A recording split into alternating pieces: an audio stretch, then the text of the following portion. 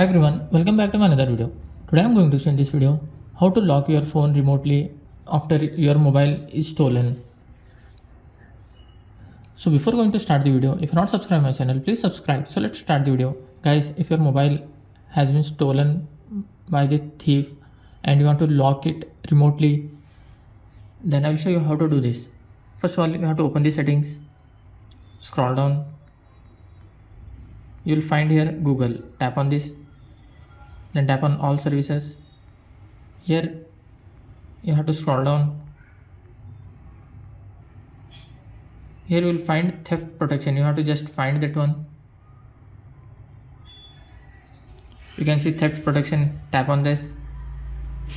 You have to just enable both these options, and below you will find remotely secure device. You have to just tap on this. In some mobiles you will find this option, find and erase your device. In some of mobile you will find a remotely lock option.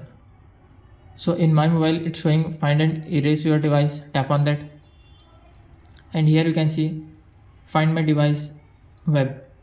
Select this option, just tap on sign in. Here you have to enter your email and mobile number.